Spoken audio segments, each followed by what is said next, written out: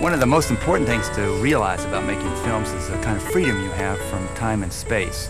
What the camera sees, what's in the frame, is the only thing that's important. What's outside of the frame really isn't very important to the film.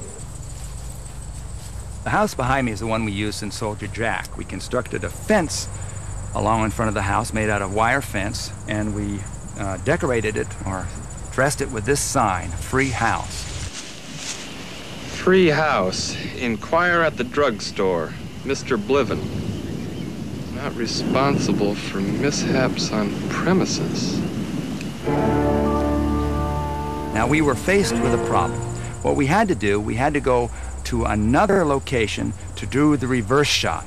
The reverse shot means the camera is in this position here, and we're looking in this direction at Jack. What you see there is a rural location that we shot nearby, a road, country background, and so forth. What's really on that side of the camera is not that country location. Here, I'll show you what that looks like. So you can see that the house was really on the edge of town. And by changing the background, by shooting a different background in a different space, we were able to create an entirely new environment for this haunted house. Now, one of the problems we had in the filming of Soldier Jack is that Soldier Jack's house had to change in the film.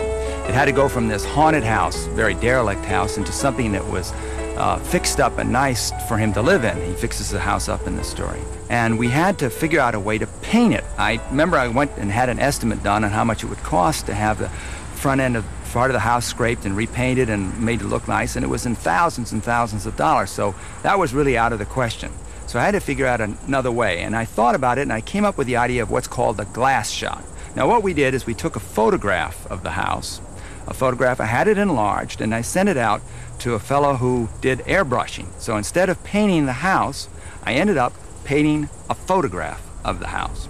And what we did is we mounted this photograph on a piece of glass, put it up near the camera, kind of like it is now, and we covered up the other house. And we left this area right here where my thumb is open so that we could have a little action occurring there. That part of the house was fixed up pretty well. And so what happens, because there's a little action, a flag, and there was a guy sweeping the porch there, your eye naturally goes to that. But what happens is that this is a very inexpensive way of doing set work.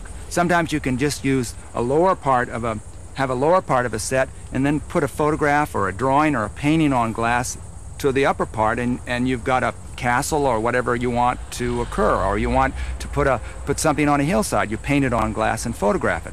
The problem is that the camera can't move very much, and then if the people walk, if you have action in the film, they have to be in areas where you're looking through the glass. Obviously, if a person was to walk like my finger up to the house, they'd cross behind it. As soon as they got behind the picture, you wouldn't see them. But this glass shot, this is the first time we've done it, was a very useful device in Soldier Jack and saved us thousands of dollars.